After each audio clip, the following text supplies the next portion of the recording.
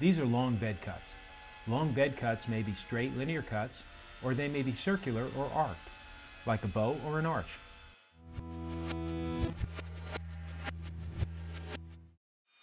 Soldier courses are bricks that are placed at right angles to the main field courses of bricks. Soldier courses are placed in the circular brick pattern to keep the field bricks from growing too long or too short. They break up the pattern and they look good.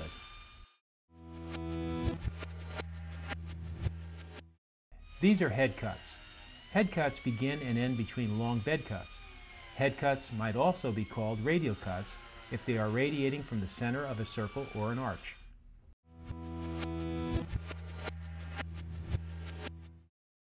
Hammer drill, concrete anchoring kit, super compact, center pivot, connecting bar stabilizer, primary connecting bar, tape measure, soapstone, framing square.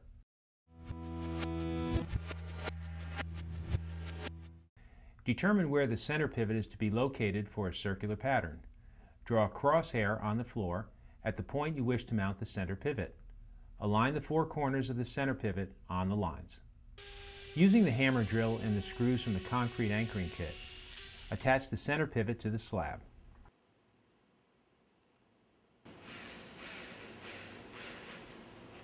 Drill the hole more than deep enough for the screws. If possible, drill all the way through the slab. Remove the dust from the hole by running the drill bit in and out of the hole several times. Set the screws down tight to the base plate.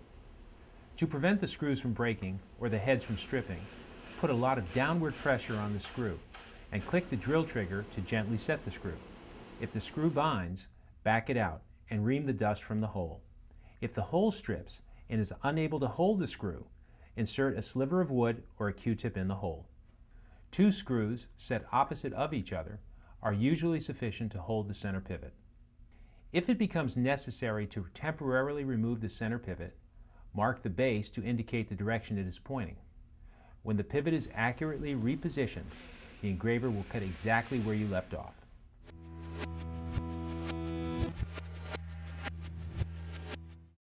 Rotate the center pivot so that the T pinhole is located closest to the engraver.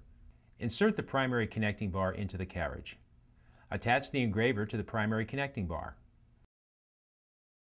Lift the connecting bar stabilizer wheels about 1/8 of an inch off the concrete and then tighten the star knob. Install the clamp block. Insert the T-pin into the center pivot and through the indexing hole in the primary connecting bar for the smallest possible circle desired. Snug the star knob. The center pivot star knob secures and tightens the connecting bar to the center pivot. If the star knob is loose, a sloppy, ugly line will occur. Turn the engraver on, press down on the handlebar to firmly engage the blade with the concrete, and push forward.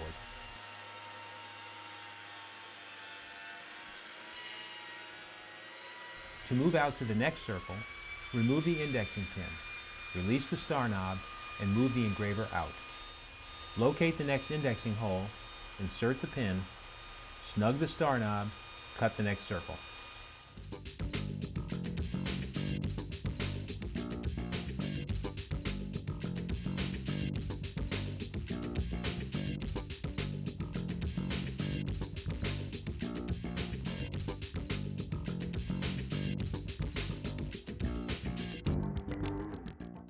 As needed, add connecting bars to extend the reach of the super compact. Secure the connecting bar using the specifically designed connecting bar screws. Tighten the screws snugly to prevent a loose connection which can cause ugly lines.